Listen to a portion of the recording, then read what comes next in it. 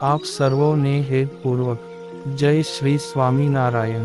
આજની સત્સંગ કથા વાર્તા નિજ મંદિર સાવરકુંડલા। આજની સત્સંગ કથા વાર્તામાં આપણે શ્રીમદ સત્સંગી જીવનની કથા સાંભળશું। પ્રકરણ 5 અધ્યાય 19। 1 શ્રી નારાયણ મુનિ કહે છે કે હે શિવરામ વિપ્ર, ભૂંડું સ્વપ્ન આવે, દુર્જન વ્યક્તિનો સ્પર્શ થઈ જાય, દાઢી, મૂછ અને મસ્તક ઉપર મુંડન કરાવે, મૈથુન કર્યા પછી અને શબ આદિકનો સ્પર્શ થઈ જાય ત્યારે તત્કાળ સ્નાન કરવું। આદિક શબ્દથી ચંડાળ, રજસ્વલા, વિધવા વગેરેનો સમાવેશ જાણવો। તેમજ વેદથી બાહ્ય મત જેવા કે જૈન કે બૌદ્ધાદિકનો સ્પર્શ થાય, તેમજ નાસ્તિક અને ચાર્વાકોનો સ્પર્શ થાય તો પણ સ્નાન કરવું। પછી સૂર્ય દર્શન કરતા કરતા હરિ નામનો જપ કરવો। જો રજસ્વલા સ્ત્રીનો સ્પર્શ શિશુને થાય તો માત્ર જળનો જ છંટકાવ કરવો। બાળકને થાય તો જળ પ્રોક્ષણની સાથે આચમન કરાવવું, અને કુમારને થાય તો સ્નાન જ કરવાનું કહ્યું છે। હે વિપ્ર, તેમાં અન્નપ્રાશન સંસ્કાર થયા પહેલા શિશુ, ચૌલ કર્મ કરાવ્યા પહેલા બાળક અને યજ્ઞોપવિત સંસ્કાર પર્યંતની અવસ્થાને કુમાર અવસ્થા જાણવી। ખળામાં કે ખેતરમાં રહેલું ધાન્ય અસ્પૃશ્ય જેને સ્પર્શ કરેલું હોય છતાંની શુદ્ધ જાણીને ગ્રહણ કરવું। તેમજ વાવ તથા કૂવામાં રહેલું જળ અને ગૌશાળામાં રહેલું દૂધ અસ્પૃશ્ય જેને સ્પર્શ કર્યો હોય છતાંની શુદ્ધપણે ગ્રહણ કરવું। જળ, સાતવો, ધાણી, દહીં, છાશ, ઘી, દૂધ વગેરે શૂદ્રના હાથથી પણ દ્વિજાતિજનોએ ગ્રહણ કરવું, તેમાં દોષ લાગતો નથી એમ મનુએ કહેલું છે।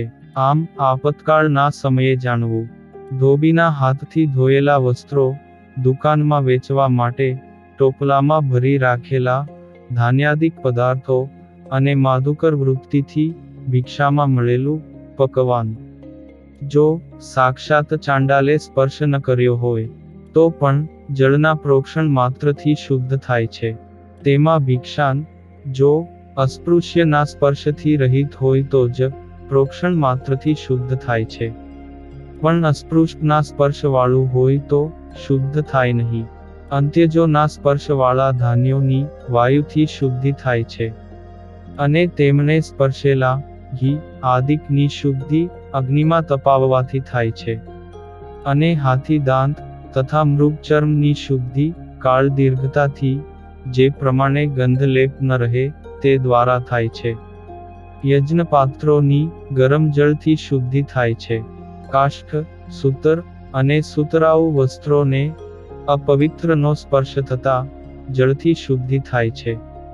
અલ્પ જળાશયને વિશે આવેલું વરસાદનું નવું જળ 3 દિવસે શુદ્ધ થાય છે, અને મોટા જળાશયમાં આવેલું વરસાદનું નવું જળ 10 દિવસે શુદ્ધ થાય છે।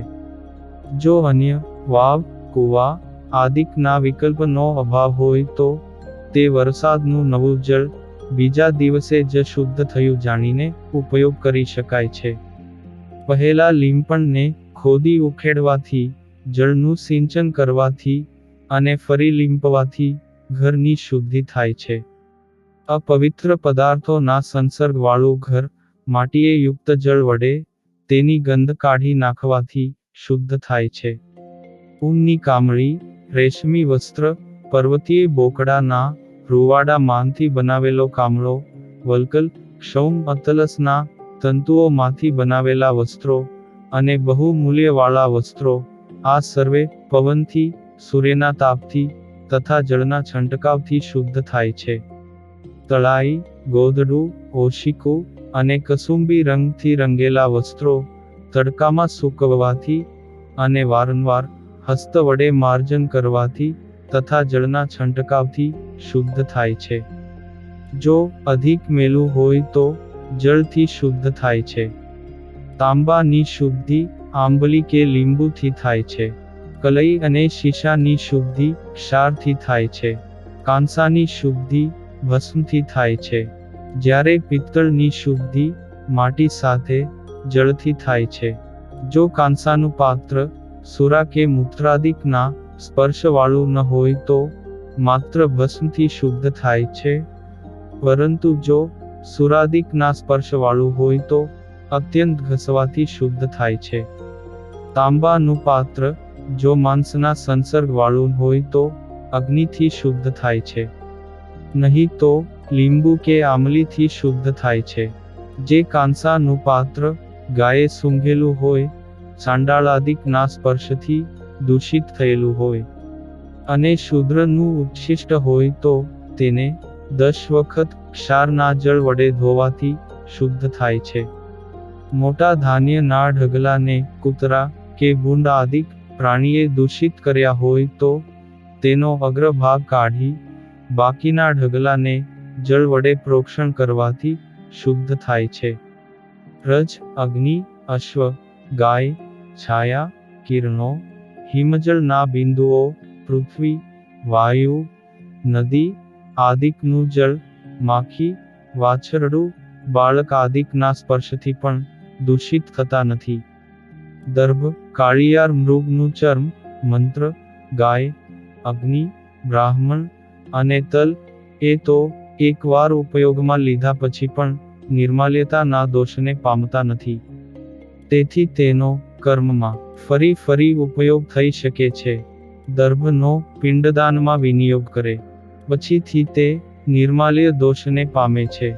બ્રાહ્મણ જો પ્રેતનું ભોજન સ્વીકારે તો નિર્માલ્યના દોષને પામે છે. મંત્ર શૂદ્રોમાં અને અગ્નિ સંન્યાસીઓના વિનિયોગમાં નિર્માલ્યપણાને પામે છે, એટલે ફરીથી તેનો ઉપયોગ થતો નથી. શરીરના અવયવો જળથી, મન સત્યથી, અહંકાર વિદ્યાભ્યાસ અને તપથી, અને બુદ્ધિ આત્મજ્ઞાનથી શુદ્ધ થાય છે. હવે જન્મ મરણનો સૂતક નિર્ણય કહું છું તે સાંભળો. હે વિપ્ર, હવે વર્ણાશ્રમને યોગ્ય અને ઋષિ મુનિઓને માન્ય એવી જન્મ અને મરણરૂપ 2 પ્રકારના આ શૌચ સૂતકની શુદ્ધિ તમને સંક્ષેપથી કહું છું.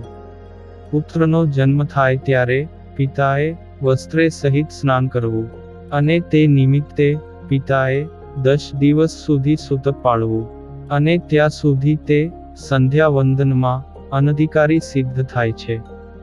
અને પુત્રને જન્મ દેનારી માતા 21 દિવસે શુદ્ધ થાય. ને જો કન્યાને જન્મ આપ્યો હોય તો તે માતા 1 મહિને શુદ્ધ થાય છે. આ 21 દિવસ અને મહિનાનો જે અવધિ કહ્યો તે 10 દિવસના સૂતક પછી નો જાણવો. ત્યાં સુધી તે માતા સ્પર્શ કરવા યોગ્ય થતી નથી. તેમાં 7 પેઢીના જનોને 10 દિવસનું સૂતક છે, અને 8મી પેઢીથી લઈ 14મી પેઢી સુધીના જનોને 3 દિવસનું સૂતક ઋષિ મુનિઓએ કહ્યું છે. જન્મના સૂતકમાં પ્રસૂતા નારી સિવાય બીજા સંબંધીઓના સ્પર્શમાં દોષ નથી, પરંતુ એક પ્રસૂતા નારીનો સ્પર્શ થાય તો સ્નાન કરવાનું કહ્યું છે. પુત્રના જન્મમાં પ્રથમ, છઠ્ઠા અને 10મા દિવસે પિતાને સૂતક લાગતું નથી. તેથી દાન આપવા આદિકનો અધિકારી થાય છે. તેમજ જે જાતકર્મના સંસ્કાર વિધિમાં દેવતાનું પૂજન, મંત્ર ઉચ્ચારણ આદિકમાં કોઈ દોષ નથી. તેથી તે પિતા પાસેથી ગાય, ભૂમિ, સુવર્ણ વગેરેનું દાન ગ્રહણ કરનારા બ્રાહ્મણને પણ દોષ નથી. હે વિપ્ર, મરણના સૂતકમાં પણ 7 પેઢીના જનોને 10 દિવસ અને 8 થી 14 પેઢીના જનોને 3 દિવસ સૂતક પાળવાનું કહ્યું છે. જન્મેલો બાળક જન્મ દિવસથી 10 દિવસની અંદર મૃત્યુ પામે તો તેના બાંધવોએ મરણ સૂતક પાળવું નહીં, પરંતુ માત્ર જન્મ નિમિત્તનું જ સૂતક પાળવું. નામકરણ સંસ્કાર પછી અને દાંત ઉગ્યા પહેલા જો બાળકનું મૃત્યુ થાય તો 7 પેઢીના જનો માત્ર સ્નાનથી શુદ્ધ થાય છે. અને દાંત ઉગ્યા પછી જો મૃત્યુ થાય તો 1 દિવસનું સૂતક પાળવું. 14 સંસ્કાર થયા પછી 5 વર્ષની અંદરના બાળકનું જો મૃત્યુ થાય તો 3 રાત્રિ દિવસનું સૂતક પાળવું. 5મા વર્ષ પછી યજ્ઞોપવિત સંસ્કાર કર્યા પહેલા 8મા વર્ષથી પહેલા જો મૃત્યુ થાય તો પણ 3 દિવસનું સૂતક સમજવું. યજ્ઞોપવિત સંસ્કાર પછી 10 દિવસનું સૂતક પાળવું. તેમજ કોઈ કન્યાનું કોઈની સાથે વાગદાન થયું ન હોય ને તે મૃત્યુ પામે તો 1 દિવસનું સૂતક પાળવું ને જો વાગદાન થયું હોય તો 3 દિવસનું સૂતક પાળવું. ત્રણેય વર્ણના દ્વિજાતિજનોએ યજ્ઞોપવિત સંસ્કાર થઈ ગયા પછી પુરુષ અને વિવાહ થયા પછી સ્ત્રીનું સૂતક પોતપોતાના વર્ણને અનુસારે પાળવાનું જાણવું. તેમાં બ્રાહ્મણોએ 10 દિવસ, ક્ષત્રિયોએ 12 દિવસ, વૈશ્યોએ 15 દિવસ અને શૂદ્રોએ 1 મહિનાનું સૂતક પાળવું. અથવા ચારેય વર્ણના જનોએ 10 જ દિવસનું સૂતક પાળવું. તેમાં આપતકાળમાં તો 10 દિવસનો પણ કોઈ નિયમ નથી. આચાર્યનું મૃત્યુ થાય તો 3 દિવસનું સૂતક પાળવું. તેમજ માતાના પિતા, નાના દોહિત્રા, પોતાનો યજમાન કે ભાણેજ મૃત્યુ પામે તો પણ 3 દિવસનું સૂતક પાળવું. મામા, મામી, સાસુ, સસરા, જમાઈ અને બહેન પોતાના ઘેર મૃત્યુ પામે તો 3 દિવસનું સૂતક પાળવું. નહીં તો 1.5 દિવસનું સૂતક પાળવું. તેમજ ફોઈ, માસી, સાળો તથા મિત્ર અને સદ્ગુણી શિષ્ય જો મૃત્યુ પામે તો પણ 1.5 દિવસનું સૂતક પાળવું. પોતાના દેશના કે ગામના અધિપતિનું મૃત્યુ થાય તો 1 દિવસનું સૂતક પાળવું. દિવસે મૃત્યુ થયું હોય તો સાંજે તારા સ્નાન પછી શુદ્ધ થાય અને રાત્રે મૃત્યુ થયું હોય તો સૂર્ય દર્શન પછી શુદ્ધ થાય છે. અલ્પ સરખા સંબંધવાળાનું જો મૃત્યુ થાય તો વસ્ત્રે સહિત સ્નાન કરવાનું કહ્યું છે. હવે સૂતક ગ્રહણ કરવાનો સમય કહે છે. રાત્રિના 3 વિભાગ કરી પ્રથમ 2 વિભાગમાં જન્મ કે મરણ થાય તથા સ્ત્રીને રજસ્વલાપણું પ્રાપ્ત થાય તો પૂર્વનો દિવસ ગણી લેવો અને રાત્રિના 3જા ભાગમાં થાય તો પછીના દિવસથી સૂતક ગ્રહણ કરવાનો દિવસ ગણવો. આ પ્રમાણે બુદ્ધિમાન પુરુષો કહે છે. કોઈ ઋષિ મુનિઓ અર્ધરાત્રિ પૂર્વે આગલો પૂર્વનો દિવસ ગણે છે. અથવા કોઈ ઋષિ મુનિઓ સૂર્યોદયથી પૂર્વના સમયને આગલો દિવસ ગણે છે અને સૂર્યોદય પછીથી બીજો દિવસ ગણે છે. અગ્નિનો સ્વીકાર કરનારા ગૃહસ્થનું મૃત્યુ થાય તો સૂતકના સંખ્યા દિવસની ગણના અગ્નિદાહના દિવસથી સમજવી અને અગ્નિરહિતના પુરુષનું મૃત્યુ થાય તો મરણના દિવસથી જ સૂતકના દિવસની ગણના સમજવી. હે વિપ્રશ્રેષ્ઠ, 10 દિવસ પછી જો પુત્ર પ્રસૂતિના સમાચાર જાણવા મળે તો સૂતક પાળવાનું હોતું નથી. આવી રીતે મરણના સૂતકમાં હું કહું છું તે વ્યવસ્થા સમજવી. મૃત્યુ પામેલાના 11મા દિવસથી 3જા માસ પર્યંત સુધીમાં જો મૃત્યુના સમાચાર મળે તો 3 દિવસ સૂતક પાળવું.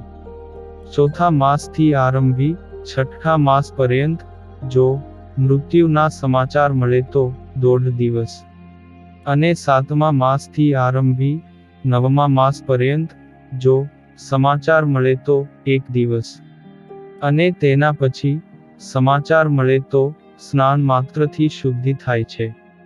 કેટલાક ઋષિ મુનિઓનો એવો મત છે કે દેશાંતરમાં મૃત્યુ થાય તો સ્નાન માત્રથી શુદ્ધિ થાય છે. તેમજ વાનપ્રસ્થ તથા સંન્યાસીના મૃત્યુમાં પણ તેના ગોત્રીઓ માટે સ્નાન માત્રથી શુદ્ધિ કહી છે. આવી રીતે ગૃહસ્થીને પાળવા યોગ્ય સૂતક નિર્ણય કહ્યો. અને હવે પછીની કથા વાર્તા આપણે આગળના ભાગમાં સાંભળશું. અત્યારે આપ સર્વોને ભાવથી જય શ્રી સ્વામિનારાયણ.